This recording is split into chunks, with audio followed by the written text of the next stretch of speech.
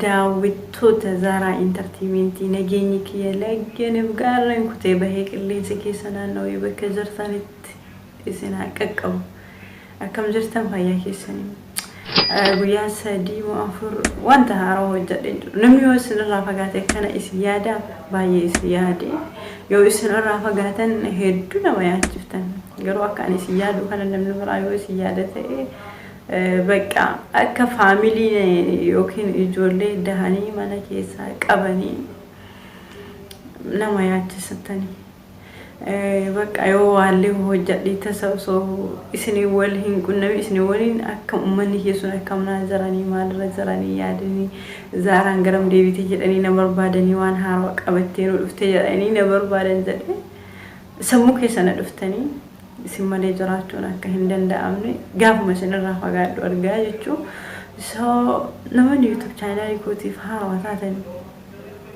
diimaa san gadi rukuttanii asumaan itti kufaa namoonni dura wajjin turtan baay'ee isin jaalladha maatii babbareedaa qaba hedduu isaanii family keenya ta'a YouTube channel kan ijoollee Oromoo hunda guddisaa fi walii hojjannaa wal guddifna kan Oromoo hundaayyuu na channel kan goone kan keessanii guddifadhaa isiniif hojjadhaa wanta hojjetamu yaadiyya qofa ibsachuu osoo hin taane quality haasawaatii fi wantoota hojjetamu eegee asirratti isinii hojjechuuf qophii kiyya xumuree gara keessanitti akka dhufe duraa hin beektanii ammas hanga gaafa lubbuun jirutti turtii keenya akka isin waliin ta'uu ni beektu viidiyoo irratti maal qabattee nutti dhufte maal fiddee maal haasoftii jettaniiti gurra qartanii namni na dhageeffatan baay'ee waan jirtaniif waan baay'ee haasoo hin barbaadu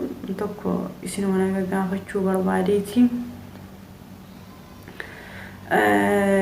لما فاهمه وانتو تما حالما يرو رامال تفجروا في وانتو كتوكو حالك اللي ساوان جرو والبيبك تسوفي فولو تا ميديا الرافي وانتو تتوكو توكو وانجرو وانتو كتوكو ولله لجريتي so isinise ni argitani wanjuru garu wanta murasa wantu kutuko yada wan murmu fi wanta dubbachu qabu wanjuru wanta yada wajjirun kenya baay'ee gaariidha wanta if anise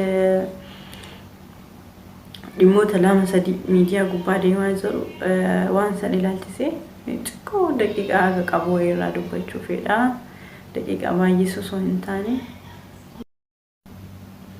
سودي قرطوتا بارتي بالسجنا إجولة أسرع جندوم منفورة ميديا را جندوم منقول تمتي أنين كيس وان جنداتي نقول تمتي كوتا توكتاني سبا فوجنا توكتاني سبا جنا لابنا توكتاني سبا غرغالا أني تيسن وان جندوم ما كيس سباسا جنداف سابورت ولينقولنا جنداف فوجنا هنا بثنا جندومان هابتو أمتا ملك أبجيتش أورو مرات أتجرجلي وجهة جروفانا هنجو منا سبا فوجنا توكتاني يادك إني توكتاني هنقدن دينين سبا سابورت جونا جندا زلهم فينا إما جنداتي لغة جرتور رئيجتني بارتي هنجرينا جوار السياسة إثيوبيا سنكيست سياسة قبضتو سنكيست چنكا هدو كيسا أكتاي hojjeta jiru namni baay'een beeka namoonni dhugaaf dhaabbatee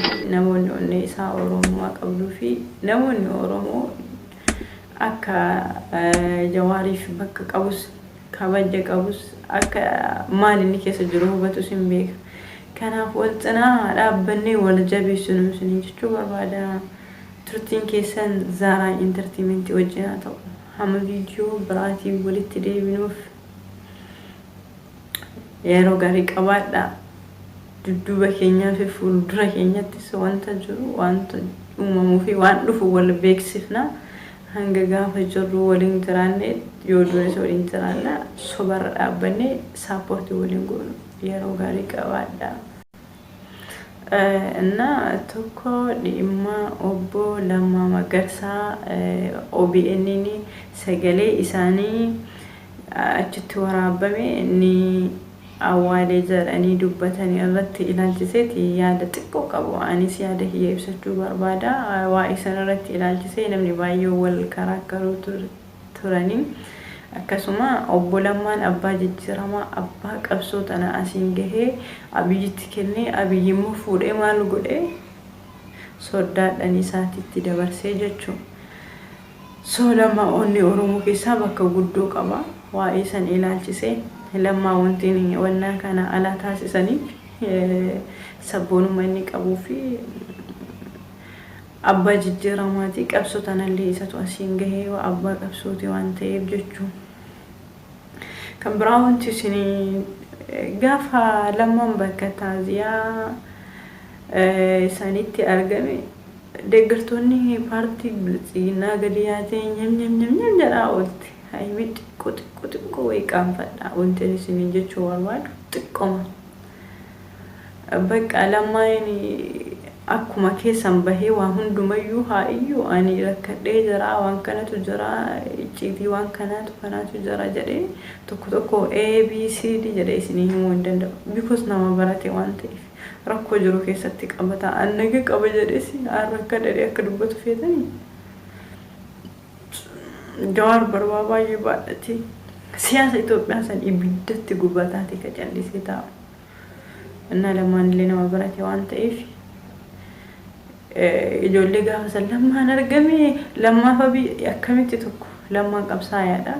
Abiyyiin kaleessa argine waggaa tokko as qabsoo isaallee argaa jirru tana yeroo jalqabaatiif sababa Lammaan bira jiruuf hojjete hanga Lammaaf namoota sabboontota uf biraa kaasee akka jiru kun argaa jirtan. Namni iftitti ifa keessa dhaabbatee dukkana keessa jira jedhu gonkumaa hin iftu. Ifaaf dukkanti homaa walirraa hin qabdu. Lammaa fi wannaan illee ilma abbaa tokkooti miti. Homaa walirraa hin qaban. Lammaan qabsaayaa nama sabboonaa nama cimaa nama sabaa hojjeteedha. Ammas xaarii isaaf qeerroo imaana qeerroo qilee bu'usi boru lafa hin badu. Onni sabaa keessa jira. Waa isan ilaalchisee warrini kunoo inni jira hinki jibdanii maali jettan akkuma keessan kolkollee macitee waan arge haa'iyyuu barbaadamu maalinni waan arge himata nama akkasiisan hima bakkuma ofii keessanii dhaabbattan namas dhaabdanii namni achi bu'ee bakka kana bu'ee achi dubbataa jettanii namas achitti hin laalina bakkuma isin madaalu dhaabbadhaa isiniin jechuu barbaada. Waa'ee biraa wanti isiniin jechuu fedhu dhiyeenya kana mootummaan Itoophiyaa haasawa tokko haasawa san keessa nama sodaachisuu fedha uummataas faraara'uu biruma taree ijoollee biyya keessa teesseet viidiyoo zimmiyetti viidiyoo yuutuubii hojjetattu ijoollee viidiyoo hojjettu isheessisuu eegalanii haasawa isaa keessa nama seera hin kabajne seerri maaltu jira. Nama akkasiisan ijoollee isin deeggartu ijoollee gowwaa walgeetti sanniin as faraara'anii seera wanta jedhamu hin jiru dhugaadhuma dubbachuuf seerri rakkoo Oromoo qofa argu Oromoo waa balleessee qofa jedhu Oromootu wanta haasawa kaleessa biyyi taasise keessatti waa'ee seera kabachiisu eenyuun seera barsiisaa inni ofiisaati seera hin baranne.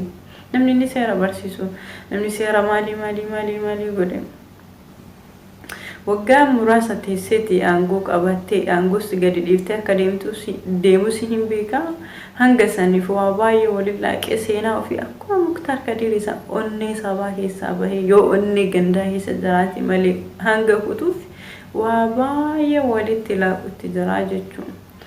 Na ummata Oromootiif daawwattoota namoota sagalee kiyya kana dhageeffattan hunda wanti isin dhaamuu barbaadu yoo jiraate wanta inni haasoo isan qalbii yoo dhageeffate namni gowwummaa fi akka gowwaan itti nama sodaachisu way qofa irraa hubattanii bakka itti gootanii hin dhageeffatina ejjannoo keessan gara fuulduraatti cimsaasanii jechuu barbaada. ijoolleen deeggartoonni paartii biltsiginnaa wanti ho'i uumamee qabaa gadi dhiisa. Wanti isin dhaamanii gabaabumatti jabaadhaa. Onni teessan gandummaa of keessaa rimuuf godhaa. Onni gandummaa guutamuu hin qabdu. Waa'ee gandaa of keessaa baasa. Akka sabaatitti waliin haa hojjennu, wal cinaa haa dhaabbannu isiniin jedha. Akka gandaatitti osoo hin taane akka sabaatitti wal cinaa dhaabbannee wal gargaarree waliin hojjannaa. Gandaaf Oromiyaan tokko miti dhimmi gandaa akka gandaatitti dhimmi Oromiyaa akka Oromiyaatitti waan Oromiyaa irratti walii galla. Dhimma Oromiyaa fi dhimmi gandaa tokko miti. Kanaaf gandummaa onni